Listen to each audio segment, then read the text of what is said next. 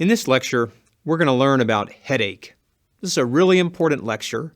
It will be important for case vignettes, for seeing patients in the clinic or on the inpatient hospital rounds, and maybe even for seeing family members and others at reunions, a really common topic that is important to understand.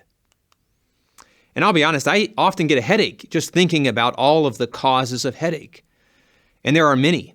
Glaucoma can cause a headache, trigeminal neuralgia, cluster headache, SUNCT, short-acting unilateral neuralgiform headache with conjunctival injection and tearing. It's even a mouthful to say.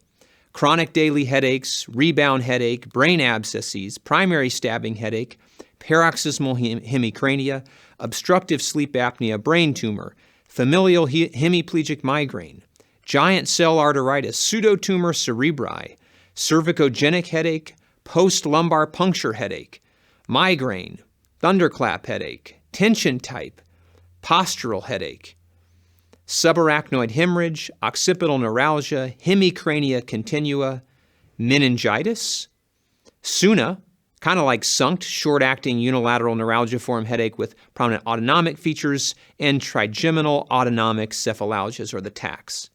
This is only a small list of the many things that can cause headache, and it's dizzying.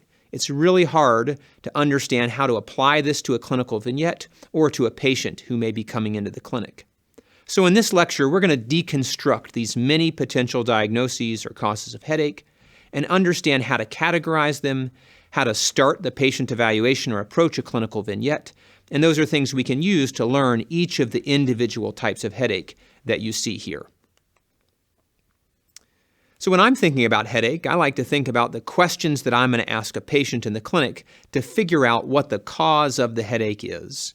And I tend to categorize headaches into 5 or 6 or maybe 7 buckets, 7 types of questions that I ask a patient to understand the category of headache that I'm going to focus on. And here we'll present those.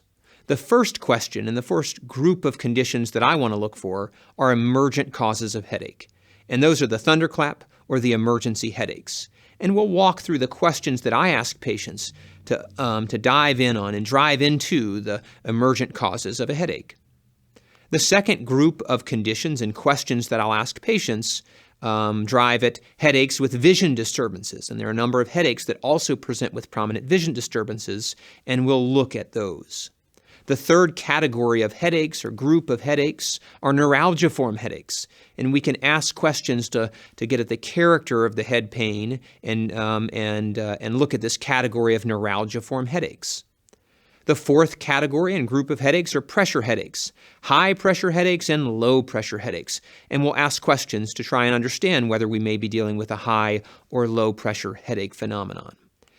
And if it's not an emergent or a headache with visual disturbances, neuralgiform or a pressure type headache, typically we're dealing with a paroxysmal headache, a chronic recurrent headache that may come from a number of causes, or those causes may be unknown, and we'll talk about the types of questions we'll ask and groups of conditions we'll put in that paroxysmal headache bucket. So this is a good way to categorize all those causes of headache into something that we can use on a clinical vignette or when we're evaluating patients. And we can look at this in steps. And clinically, we tend to take 3 steps when we're evaluating a headache patient. These are the things we do with every headache patient that comes into clinic. The first is we got to figure out whether this is a primary headache syndrome or a secondary headache syndrome. The second is we need to think about whether we need imaging, evaluation, or additional intervention now to manage this patient. And then the third step is to figure out how we're going to treat the patient and treat this cause of headache. So let's walk through each of these steps that we take with patients.